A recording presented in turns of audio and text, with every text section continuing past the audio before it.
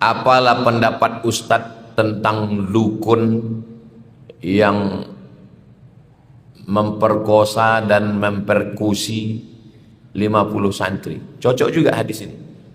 Idza qataltum fa ahsinul qitlah. Kalau membunuh, bunuhlah dengan baik. Tapi ini untuk binatang Pak Ustadz, dia itu lebih parah dari binatang lagi. Syarat kiai membaca kitab. Dia sebenarnya dukun. Kenapa dukun ini masih laku? Karena pejabat-pejabat di Indonesia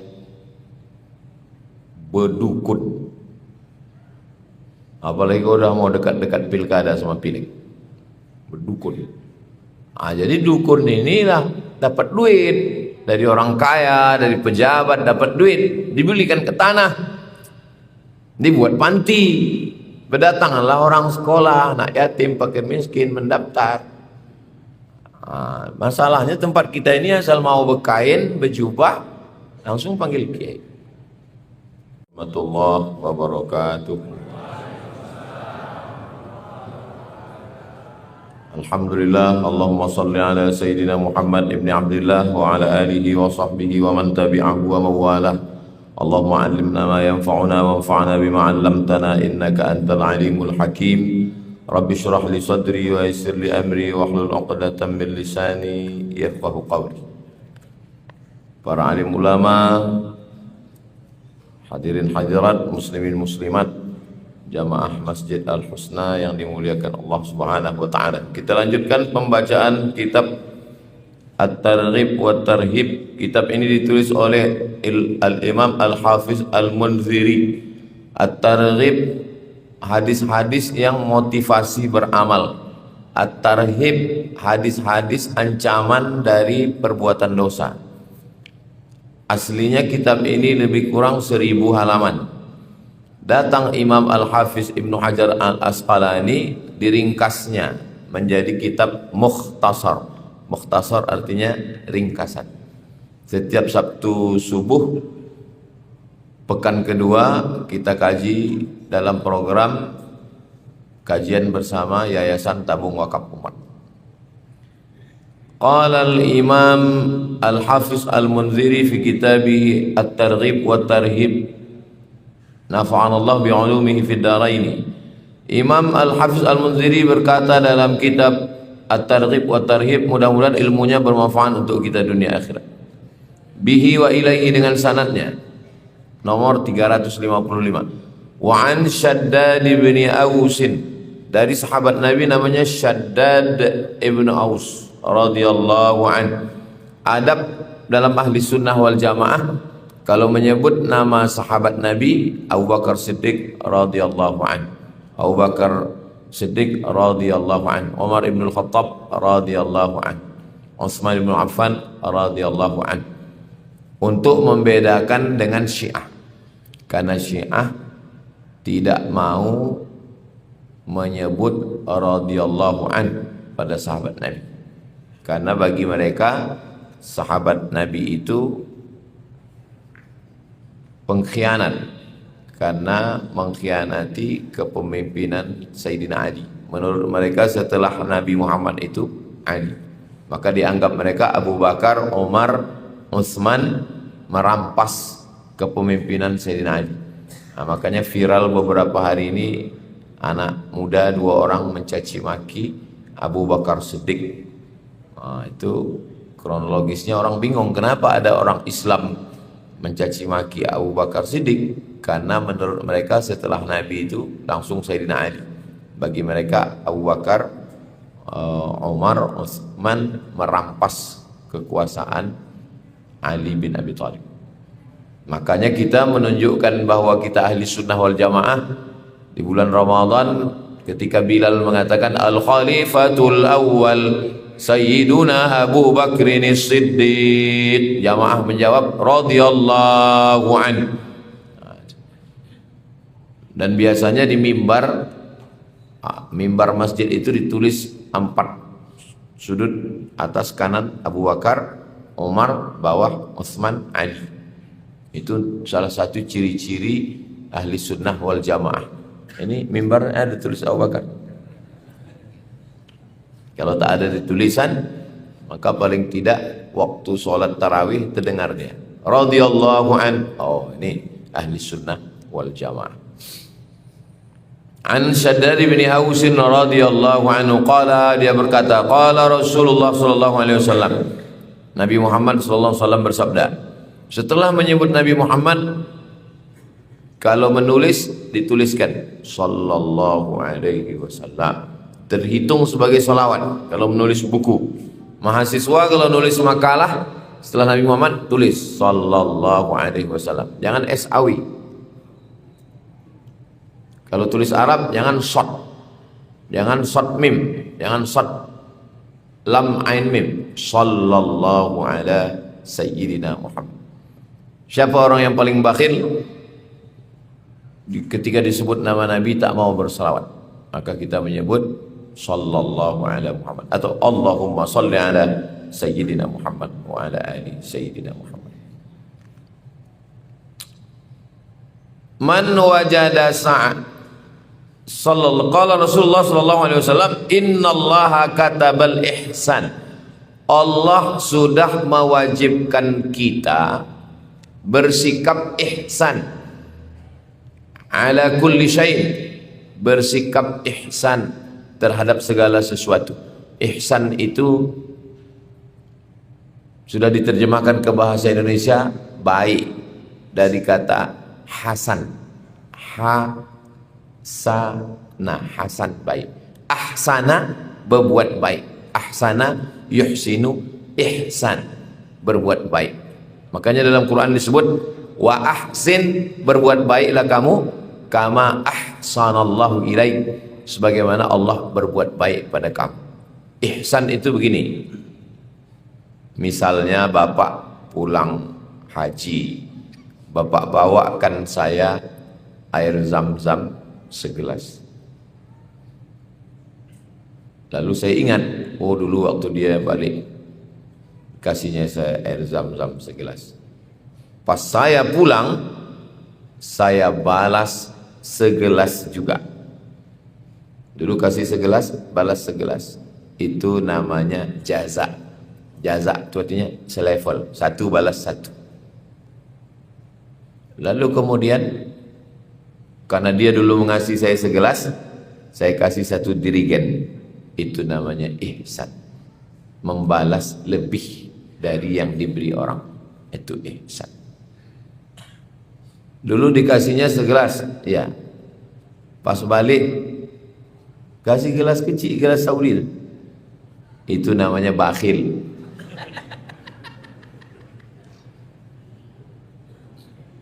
Ihsan membalas lebih. Allah, orang tua, ihsan. Wa ahsin kama ahsanallahu ilaik.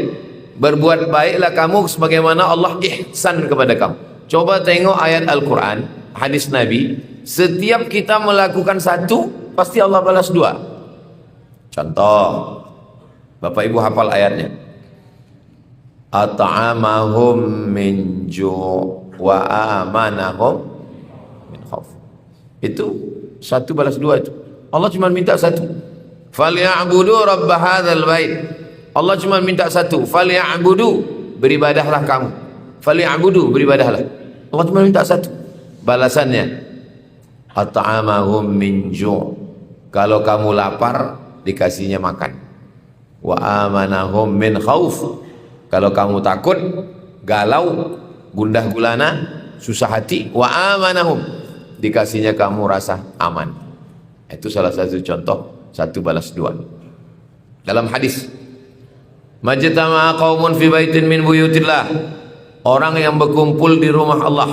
Satu, yatsluna kitab Allah, membaca ayat-ayat Allah. Dua, wa yatadarasunahu fima bainahum, mengkaji isinya. Tiga, kumpul di rumah Allah, membaca ayat-ayat, mengkaji isinya. Tiga, balasan Allah, nazalat alaihimus sakinah, turun ketenangan dalam hati. Wasyiyat bihimur rahmah, diliputi rahmat. Haffat bihimul malaikah, dikelilingi malaikat. Wa dzakarahumullahu fiman indah, dibanggakan Allah Ta'ala kepada para malaikat. 4. Selalu Allah balas lebih.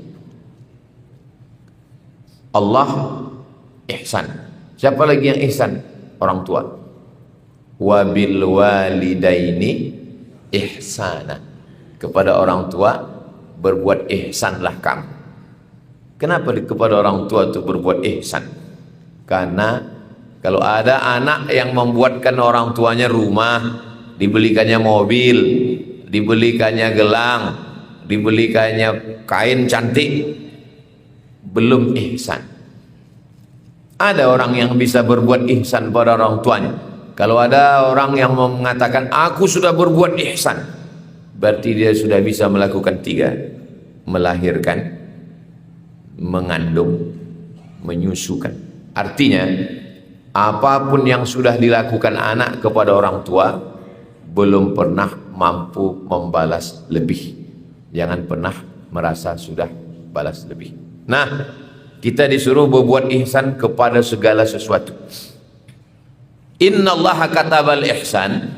Allah sudah mewajibkan ihsan ala kulli syai', kepada segala sesuatu, bukan kepada orang, kepada segala sesuatu, kepada binatang. Ya, macam mana berbuat ihsan pada binatang? Inilah kita kaji subuh.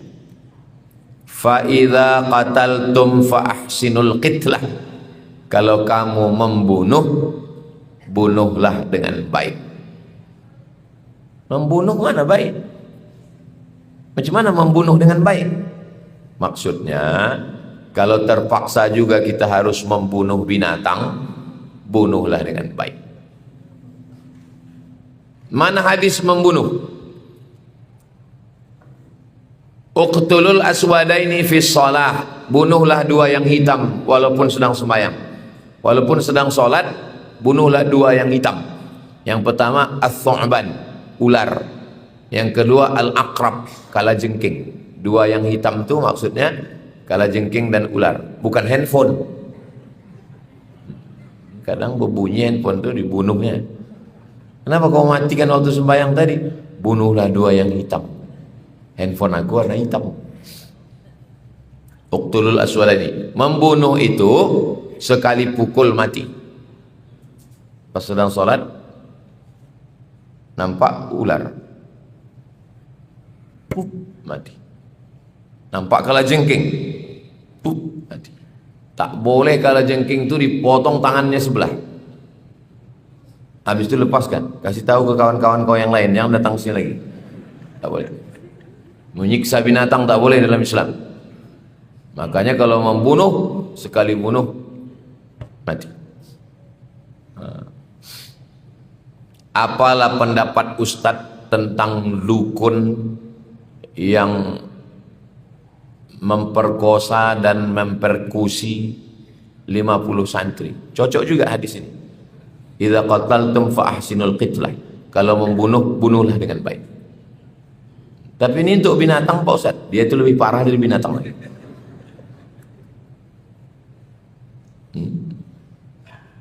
Kok Ustaz bilang dukun, tapi di berita-berita kiai.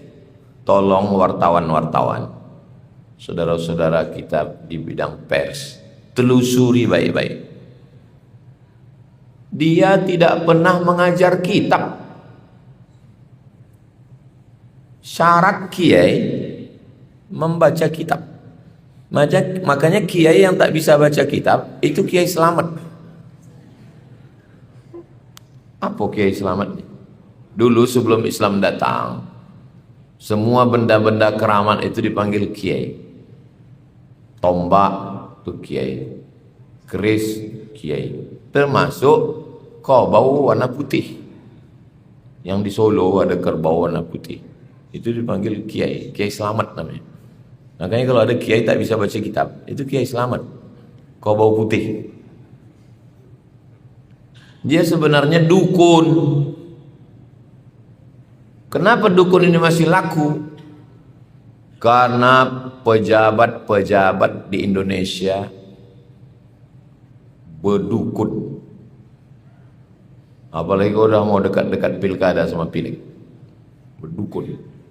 Jadi dukun inilah dapat duit dari orang kaya, dari pejabat, dapat duit, dibelikan ke tanah, dibuat panti. Berdatanglah orang sekolah, anak yatim, fakir miskin mendaftar. Masalahnya tempat kita ini asal mau berkain, berjubah, langsung panggil kiai. Di Malaysia, di Brunei, ketat, tak boleh ceramah. Saya sebelum ceramah sebulan mengirimkan ijazah dulu, S1, S2, S3, dites dulu bisa baca kitab atau tidak. Syarat 3, akidahnya mesti Asy'ari, fikihnya mesti mazhab Syafi'i, tasawufnya mesti tasawuf Sunni. Dapat tauliyah namanya dari sultan. Tauliyah, sultan memberi ke mufti, orang ini boleh ceramah. Tempat kita enggak, asal diundang masjid cakap. Tukang olah pun bisa bercakap. Itulah susah umat ini. Makanya wartawan-wartawan tolonglah tulis, kalau dukun tulis dukun, kalau tidak rusak umat ini. Alhamdulillah Masjid Al-Husna ini yang mengajar kemari ini mesti lulus fit and proper test, termasuklah saya ini sudah lulus ini. Maka bisa masuk Al-Husna ini. Idza qataltum fahsinul qitlah, kalau membunuh, bunuh dengan baik. Jangan ajarkan anak menyiksa binatang, tak boleh. Balik anak saya dari pasar kaget, babah, babah. Anak saya manggil saya babah. Apa ini? Itu yang macam ciput, tapi bisa ya. Saya sebetulnya tahu, cuman ngetes bapak ini tahu tak? Rupanya tahu dia itu. Ciput jalan-jalan berwarna-warna. Oh, tak boleh ini nak, saya bilang tak boleh. Saya bawa dia, ayo kita antar dia balik. Dia cari semak-semak, pokok-pokok, semak-semak yang teduh, yang sejuk, letakkan balik. Kenapa? Kata dia. Coba seandainya Sami sedang jalan-jalan, tiba-tiba datang culik. Culiknya Sami dibawanya. Takut tak? Jauh dari bawah. Ya, begitulah dia ini. Sendiri dia di rumah kita ini. Sedih dia, menangis dia ini. Ajak dia berpikir. Bisa anak tu, anak umur 2 tahun, 3 tahun dia ajak berpikir bisa. Oh, kata dia. Lepaskan. Jangan ajar anak. Balik lagi dari pasar malam, membawa ikan lele kecil. Rupanya pasar malam ni di ember, anak-anak lele itu dijual, ditangguk, itu menyiksa binatang. Carilah mencari nafkah yang halal supaya rezekinya berkah, jangan menyiksa binatang. Anak-anak kecil, saya ajarkan anak saya. Kenapa? Karena orang tua saya dulu begitu mengajar saya. Kalau udah musim, kalau tak ada berada, takkan tempua bersarang rendah. Tempua ini sarangnya tinggi, tapi kalau padi sudah menguning, mulailah tempua turun bersarang. Waktu panen padi, disitulah libur sekolah, cari sarang burung, bawa balik ke rumah. Orang tua saya termasuk yang marah. Tak boleh membawa anak burung ke rumah. Antarkan balik. Balik kan? Jangan. Bisa, tak boleh. Kawan-kawan saya, orang tuanya membiarkan. Maka saya tidak. Jangan menormalisasi memelihara binatang. Saya dulu punya burung, ciri khas kita di Riau ini burung serindit hijau. Saya dulu punya burung serindit, sarangnya dari rotan. Berputar. Saya letakkan di pokok jambu. Rupa pergi sekolah. Balik sekolah saya tengok merah sarang burung itu dikerumuni semut angkrang. Saya buka, saya buang satu-satu. Saya buang semut itu satu-satu dari mulutnya, dari matanya. Lama saya tengok burung itu di sarang. Berpikir saya, cemanalah perasaan burung ini sedihnya. Habis itu saya buka, terbang. Tanya sama orang tua saya, kemana burung tadi? Tah lepas sendiri. Kelas 5 SD saya. Nah, sejak itu saya tak memelihara burung, kasihan, sedih. Nah, jadi bapak-bapak ibu yang suka memelihara burung, boleh memelihara burung, tapi kandangnya buat besar. Macam sekarang ada tren namanya aviary. Buat kandang besar. Karena dulu pernah saya dengan almarhum Ustadz Arifin Ilham di Az-Zikra, selesai sholat Ustadz Somad diharapkan melepaskan burung-burung. Waktu kami buka dari sarang kecil itu ke sarang besar, tak bisa terbang, tak bisa dia terbang, melompat macam katak, karena seumur hidupnya tak pernah terbang. Itulah yang disebut dengan macam burung di sangkar emas. Orang-orang kaya punya burung mahal, makanannya mewah, tapi dia tak terbang. Setiap pagi dipetiknya, dianggapnya burung itu sedang berkicau. Padahal burung itu bilang berbini gitu. Orang dia dari kecil tak berbini, padahal sebetulnya burung itu menjerit, kawin gitu dia. Tapi kata yang punya nih, mantap, mantap. Karena kita tak mengerti bahasa dia. Saking banyaknya orang menganiaya burung ini, alhamdulillah dikirim Allah ada yang bisa bahasa burung, ada yang bisa bahasa semut. Mas Koli Sududu. Jangan siksa binatang. Kalau mau bunuh, bunuh saja. Yang berbisa sekalipun tak boleh siksa. Ular tuh disuruh kita membunuh ular, terutama ular hitam, karena bisa menjelmaan jin. Orang mengirim santet pun melalui ular. Bunuh, sekali bunuh, mati. Idza qaltatum fa ahsinul qitlah wa idza dzabhtum, kalau kamu menyembelih fa ahsinuz dzabhah, kalau menyembelih pun sembelih dengan baik. Kalau menyembelih, sembelih dengan baik. Macam mana menyembelih dengan baik? Wal yuhidda ahadukum syafratahu, tajamkan pisaunya. Ambil kertas,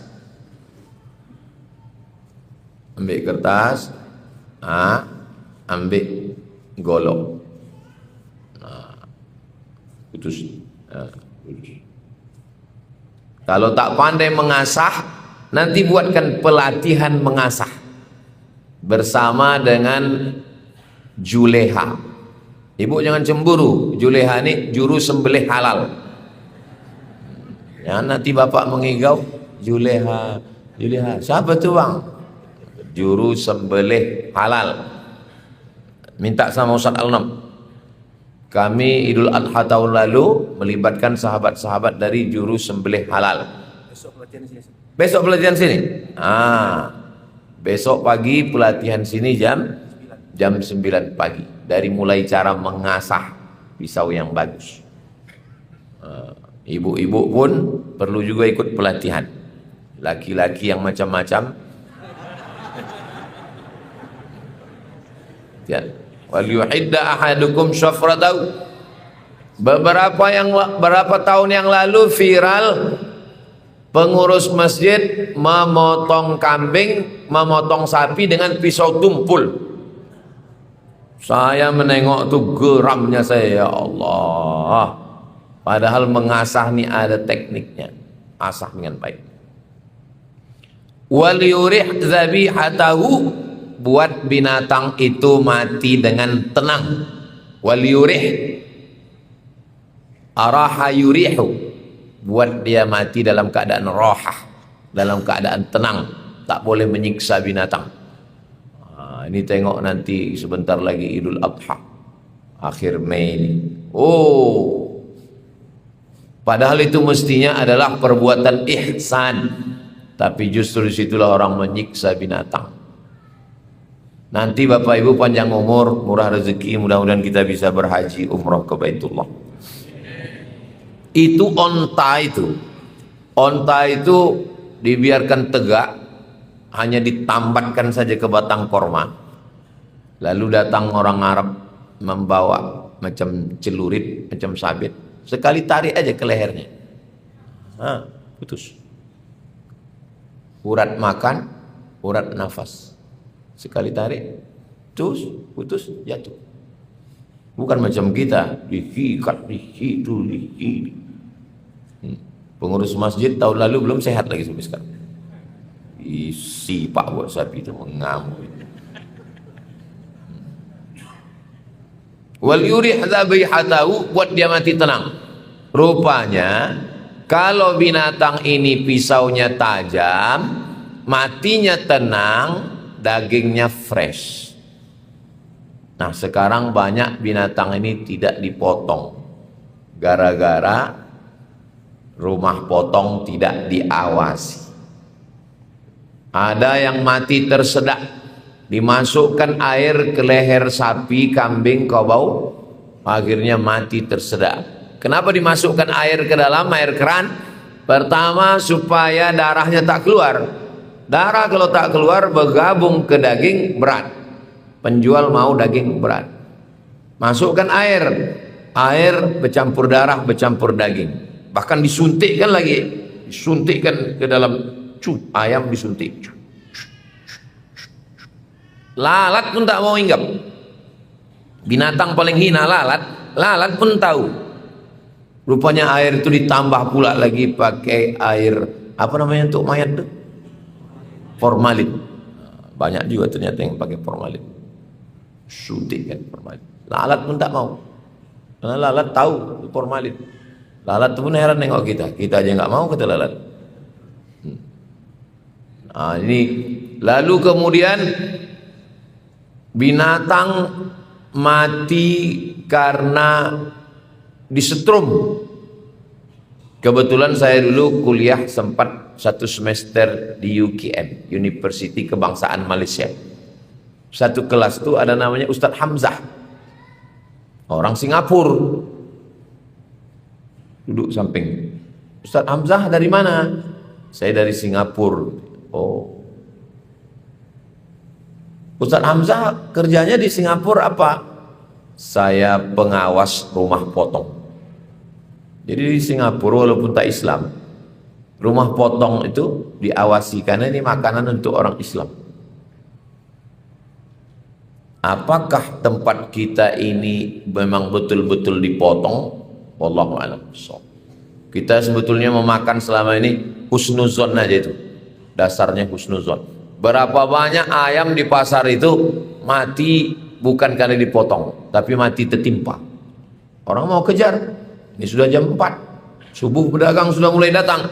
Akhirnya potong. Entah sebut nama Allah, entah tidak. Macam mana sebut? Handphone sebelah ini, rokok. Yang atas itu yang mati potong, yang bawah itu mati tertimpa. Itu maka kadang biru dagingnya, hitam. Kenapa? Daging darah menggumpal. Muncullah penyakit namanya mad cow. Mad gilo, cow sapi. Mad cow sapi gilo. Kenapa muncul penyakit sapi gila ini? Karena sapi tak disembelih. Sapi tak disembelih, dagingnya dipotong pakai mesin, bercampur darah di situ, dinaikkan ke atas api, tongpang, tongtang, tongtang, masukkan ke roti, barbecue. Darah itulah banyak kuman penyakit, dimakan gilo, namanya sapi gilo. Kita sapi dipotong, setelah dipotong darah habis keluar. Setelah itu daging dipotong lagi, masih ada darah-darah sedikit, cuci bersih. Setelah itu dimasak. Masak. Apalagi kalau tempat kita bukan cuma sekedar dimasak, ditokok pula lagi. Dendeng batoko. Bersih, steril. Nah, jadi sebetulnya sapi gilo nih obatnya ada dalam Islam. Jangankan sapi gilo, laki gilo pun ada obatnya dalam Islam. wal yurih dzabihatahu. Ini hadis yang Ustaz sampaikan ini sahih apa tak sahih? Rawahu Muslimun. Hadis ini ada dalam Sahih Muslim. Yang paling tinggi Sahih Bukhari, di bawah itu Sahih Muslim. Wal arba'ah, dan kitab sunan yang 4. Paling tinggi Sunan Abi Daud, di bawah itu Sunan Nasa'i, di bawah itu Sunan Tirmidzi, di bawah itu Sunan Ibnu Majah. 4 sunan. Kalau satu sunnah, kalau banyak sunan. Sunan maksudnya sunnah. Kalau Sunan Kalijogo, Sunan Gunung Jati, itu bukan bahasa Arab. Itu artinya susunan. Sunan Kalijogo, Sunan Gunung Jati, Sunan Ampel, itu artinya susunan. Maksudnya kalau berjumpa dengan mereka, dulu masyarakat Jawa itu hormat dengan menyusun tangan. Susunan. Yang sebelum Islam datang, ini dipakai untuk menyembah dewa-dewa. Setelah Islam datang, dipakai untuk memuliakan manusia. Jadi kalau ada orang Islam yang begini, itu dia bukan menyembah dewa, tapi dia memuliakan manusia. Jadi Islam itu datang tidak merubah bentuk, tapi merubah substansi. Yang sebelumnya dia memuliakan sapi, memuliakan tombak, memuliakan keris. Setelah Islam datang, dia memuliakan manusia. Itu asal usul kiai tadi. Sunan juga begitu. Yang sebelumnya dia menyusun tangannya untuk pokok kayu, untuk batu, untuk hantu. Setelah itu dia memuliakan manusia, tapi tidak mempertuhankan manusia. Itu beda sunan. Nah, nanti kita ditanya, itu kata Ustadz tadi Sunan Abi Daud. Ya. Kalau Sunan Kalijogo, Sunan Gunung Jati, apa bedanya mah? Kata anaknya bertanya. Jangan banyak-banyak tanya. Banyak tanya itu Benyamin Netanyahu. Kita lanjutkan hadis 356. Jam berapa baru jawab pertanyaan soal? Jam 6.15. 6.15. Ya, 6.15 jawab pertanyaan, 6.30 sudah bisa sholat sunat isyraq. Hadis 356. Wa ani bin Abbasin, dari sahabat Nabi namanya Abdullah bin Abbas. Namanya Abdullah, nama ayahnya Abbas, nama atuknya Abdul Muttalib. Nama Nabi kita Muhammad sallallahu alaihi wasallam. Nama ayahnya Abdullah, nama atuknya Abdul Muttalib. Pertanyaannya, apakah hubungan periwayat hadis ini dengan Nabi Muhammad? Atuknya satu, ayahnya adik-beradik. Sewali, kalau Melayu kami sewali namanya. Sepupu Pak Ustaz. Sepupu itu kalau mak adik-beradik. Mak adik-beradik sepupu. Kalau nenek adik-beradik dua pupu. Kalau ayah adik-beradik sewali. Kenapa dia bilang sewali? Karena kalau mati ayah dia, mati atuk dia, mati abang dia, mati adik dia, ini bisa jadi wali nikah. Itu namanya sewali itu. Saudara sewali namanya. Bila bisa jadi wali nikah.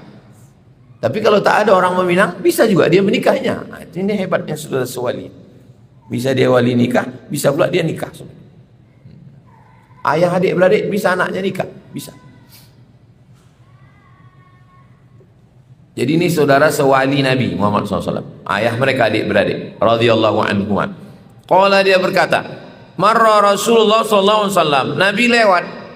Nabi sedang lewat, ala rajulin, ada seorang laki-laki, wadhi'i rijlahu, ada seorang laki-laki menjatuhkan kambing. Kambing jatuhkan. Diletakkannya kakinya ala safhati syatin, diletakkannya kakinya di atas badan kambing tadi. Kalau menyembelih ke arah kiblat, sana kiblat, berarti kepala kambing di sana. Kaki kambing di depan, kepala ke sana, kaki ada di depan. Nah, pas menyembelih, diletakkannya kakinya ke atas kambing tadi. Wa huwa yu'iddu syafratahu, udah diletakkannya, diasahnya pisaunya di situ. Masa pisau. Wa hiya talhazu ilaihi, wa hiya kambing tadi talhazu ilaihi bi basariha. Mata kambing tadi menengok mata pisau. Itulah namanya bertatapan mata sama mata itu. Mata kambing ke mata pisau. Qala, apa kata Nabi? Afala qabla hadha, afala qabla hadha, kata Nabi. Afala qabla hadha, kenapa lah tak kau asah sebelum ini? Asah dulu. Asah dulu. Jangan diasah di depan mata kambing. Meneror kambing pun tak boleh. Apalagi meneror laki. Apalagi meneror bini. Apalagi meneror ustaz. Meneror kambing pun tak boleh. Jadi kalau ada orang mengatakan Islam ini teroris, bacakan hadis. Bawa perang panjang, apa kau bilang? Mengasah ini pun tak boleh depan mata kambing. Au turidu an tumitaha mauta'atin, kata Nabi. Apakah kau mau membuat kambing ini mati berkali-kali, kata Nabi. Matinya sekali aja, sembelih cukup. Jangan kau buat dia mati berkali-kali. Apa maksudnya mati berkali-kali? Menakut-nakuti dia. Asah dulu. Makanya nanti sebelum menyembelih itu beli terpal. Sapi pertama, jangan sapi kedua tuh menengok kawan sembelih. Semana perasaan kita menengok kawan kita disembelih. Sekarang ini banyak orang tak lagi memperdulikan hewan. Padahal Islam ini agama yang paling rahmatan. Wa ma arsalnaka illa rahmatan lil alamin. Islam ini bukan rahmatan lil muslimin, bukan rahmatan lil mu'minin, lil alamin. Kambing pun dapat rahmat. Ka'bau pun dapat rahmat. Sapi pun dapat rahmat. Rawahu Tabrani. Sahih hadisnya nih Pak Ustaz. Hadis ini diriwayatkan oleh Imam At-Tabrani. Imam At-Tabrani ada nama kitabnya Al-Mu'jam Al-Kabir, ada namanya Al-Mu'jam As-Saghir, ada namanya Al-Mu'jam Al-Awsat. Tiga. Ini dalam kitab Al-Mu'jam Al-Kabir dan juga ada dalam kitab Al-Mu'jam Al-Awsat. Sahih atau tak sahih? Wa rijaluhu rijalus sahih. Periwayatnya adalah periwayat-periwayat yang sahih. Bisa dijadikan sebagai dalil dalam beramal. Itulah dua hadis yang kita kaji subuh ini. Memang bertepatan hadis yang kita kaji subuh ini bertepatan dengan dekatnya Idul Adha. Bukan sengaja saya pilih, karena kita membaca ini tidak pilih-pilih, terus diurut. Pas di Masjid Al-Husna, pas mau dekat Idul Adha, pas pula pelatihan besok pagi. Bapak Ibu pengurus masjid, panitia kurban dimanapun berada, ikuti pelatihan di Masjid Al-Husna pada hari esok 10 Mei hari Ahad jam 9 pagi. Datang. Ingat, kuota terbatas. Makin banyak yang ikut pelatihan, makin banyak hewan yang terselamatkan, makin banyak anak-anak juga ikut pelatihan. Ustadz pernah ikut pelatihan ini. Saya pelatihan Juleha ini 2000 yang kita masjid, kita sholat Idul Adha depan SKA 2020. Ustadz Somad itu cuma ikut pelatihan aja, nggak berani dia tuh motong. Ada videonya di YouTube, saya motong untuk konten aja. Saya seumur-umur mau motong ayam pun saya tak berani. Saya ini bunyinya aja keras. Kalau hati saya ini lembut. Nggak berani saya motong ayam. Makanya almarhumah mak saya ini marah. Kau nih motong ayam pun tak berani. Apa kau ya?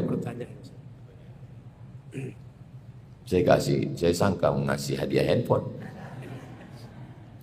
Saya pengurus musola.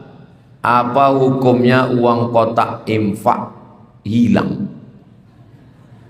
Sudah dikunci kotaknya tetap dibongkar. Apakah kami sebagai pengurus harus mempertanggungjawabkan ke jamaah? Saya ketua masjid. Masjid perumahan almarhumah mak saya. Kata orang perumahan ini, developer nih, Pak Haji, Ustadz Somad, Ustadz sebagai ketua masjid. Saya bilang, aku sibuk Pak Haji. Pokoknya Ustadz ketua. Jadi untuk pelaksana harian buat ketua pelaksana. Jadi saya ketua. Sampai kapan Pak Haji? Sampai mati. Nah, jadi saya ketua masjid sejak perumahan mak saya itu dulu sampai sekarang saya masih ketua masjid. Suatu hari datang laporan. Bendahara melarikan duit.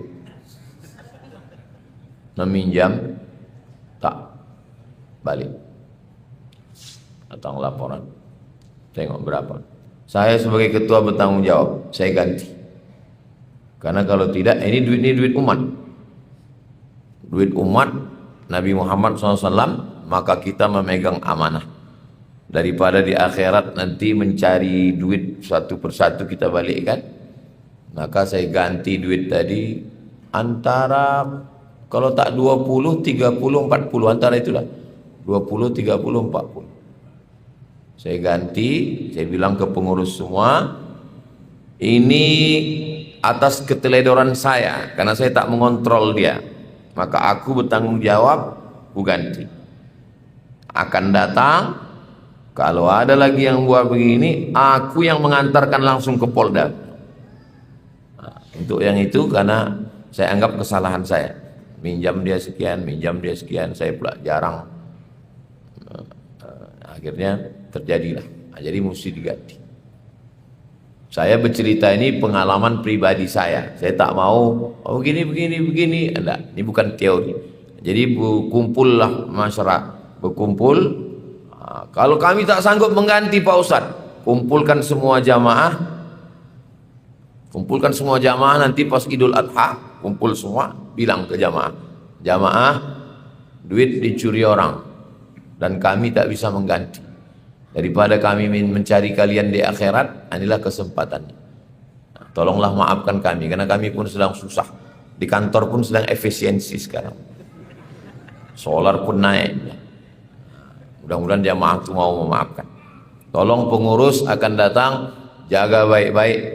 Jaga kalau di bank pinnya segala macam. Jangan sampai korban penipuan. Jangan sampai korban aplikasi masuk ke WhatsApp.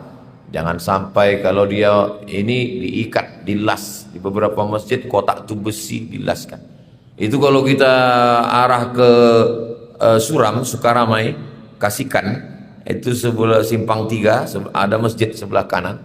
Itu ingat betul saya masjid itu, karena kotaknya dibuat kotak besi, rantainya rantai besi. Diikat. Menengoknya aja yakin kita bersedekah. Nah, saking kan hebatnya pengurus masjid. Jangan biarkan kotak, banyak penjahat sekarang. Zaman dulu orang dalam masjid, baik ibu-ibu maupun bapak-bapak, memakai baju warna putih. Yang perempuan mukena putih. Apa sebabnya akhir zaman ini pakai warna-warni? Apa padilah warna putih? Warna putih sunnah. Ikut perbuatan Nabi Muhammad SAW. Tapi Nabi sorbannya yang ada dalam riwayat, waktu dia mau memakaikan Sayyidina Ali untuk perang, dia pakaikan sorban warna hitam. Nabi juga ada pakaian beberapa warna. Nah, jadi tentang masalah putih dan warna lain ini, itu bukan masalah boleh tak boleh, tapi masalah afdal dan mafdul, afdal dan tak afdal. Ibu yang pakai mukena putih afdal,